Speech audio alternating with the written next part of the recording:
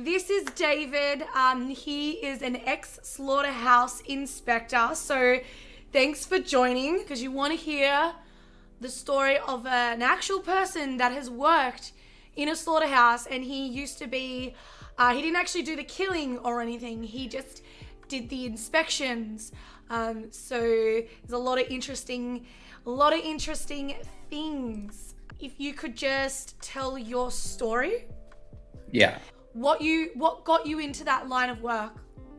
Yeah. Well, first of all, Emily, thank you so much for having me on your channel. My name's David, and yeah, I worked in slaughterhouses, a few slaughterhouses, and in other areas with the Canadian Food Inspection Agency for about 15 and a half years. So it's a bit of a story, I guess. I kind of grew up with my grandparents, more or less. Like, I was over there a lot as I was younger, and my grandparents, they immigrated from Portugal, and the first job they were given was a slaughterhouse job, just because that's how it goes when you're coming from a different country. You're not going to be given any other jobs, and they just kind of put you in there. So my grandmother, my grandfather, my aunt, my mother, my uncle still works for the Canadian Food Inspection Agency. So as I said, and Emily said, I was an inspector for 15 years. And so I kind of got started like that. I grew up,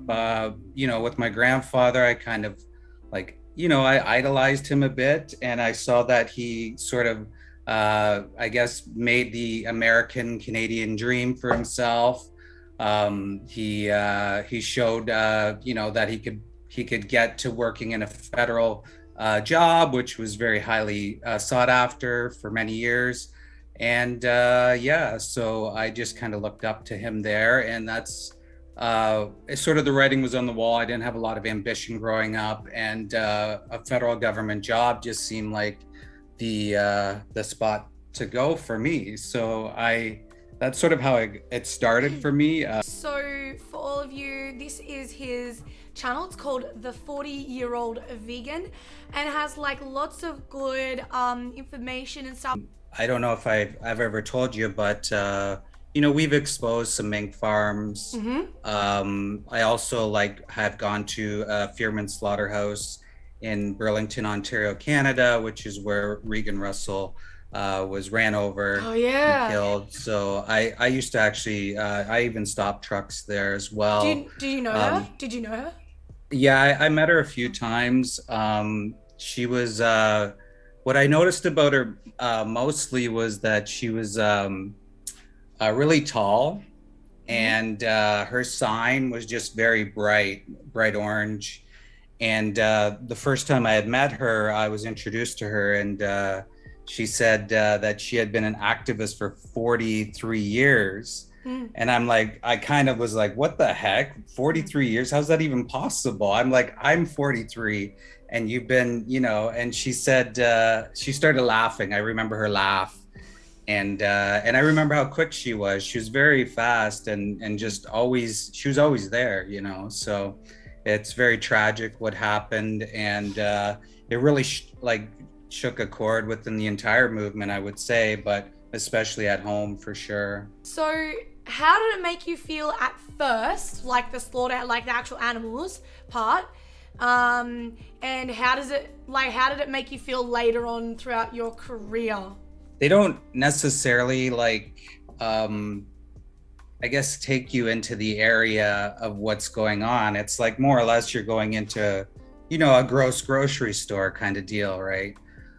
It wasn't until a little bit later that I was actually really exposed to the horrors of what happened. So the first thing you notice is the smell. It's just, it actually seeps into your skin. And Really? you walk in and you see it's dark. You see men holding crates, and you see them throwing them down on a conveyor belt. And then what about women? Is there many women that work in a sort of? Actually, I would say in the processing body parts area, you would see the majority is women. So Really? the men are doing the hanging of the birds and the whatever to do with that portion of it and the shipping of everything, but the it's the women that are on these high speed lines. They're working so like harder than anybody you'd ever see. The hours they have to work, the exposure to light, sound, and also pathogens, because you can get really sick working in that environment, which I ultimately did as well. So yeah. Sick is in because of like different, like getting diseases from other people, or? Yeah, so sick from the chickens actually. Oh. So I was sick multiple times. I had E. coli once. I had Campylobacter jejuni. It's sort of like salmonella. Yeah. So they call it food poisoning, but it's actually a pathogen, and can create like really bad.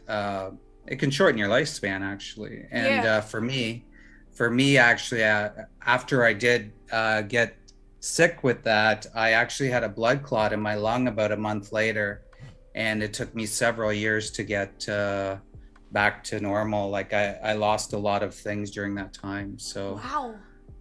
I worked as an inspector going in, and basically I was on the line when I started. So very much like not as graphic, I guess you could say, but then they switched me to animal transportation. So I would be there monitoring the trucks when they come in, and my job was actually to count the number of dead birds that would arrive. Oh, okay. And then And they can't sell them, hey? I'm sorry? And you can't sell them if they died on the truck, right? Well, no, because they go into rigor mortis, and you can't sell them to the public. Although, like, I don't know, sometimes I would imagine some of that does get to the public, just from some of the things that I've witnessed. So pretty much, so I worked on that side of things, for the welfare side of things, for a very long time. And I would do investigations. So my job was to take pictures and collect bodies and bring them to the veterinarian. And then they would decide what happens to the bird. But it's clearly obvious. If it's summertime, they're having heart attacks. If it's wintertime, they're freezing to death. And so I would complain, like a lot of other inspectors would complain about what was happening. And, not a lot would be done about it. I only went to court twice in 15 years. And the time that there was over 20,000 birds that came in, 6-week-old birds that came in, they had heart attacks and they died due to heat. They boiled to death. Ugh. And there were men standing on top of birds, hanging birds. Like, it was awful. I went to court for that, and they couldn't determine whether or not the processor, the transporter, or the farmer was at fault. So none of them were at fault. So these were the kinds of things that we saw, and we complained about, and we brought forward, and nothing happened. The second time I went to court was 6 years later, around 2011, 2012. They finally decided to punish a company for animal abuse. Although it's all abuse, like it clearly is. Like, yeah, but it's like outside of the law abuse type of thing. Yeah, that falls outside of that.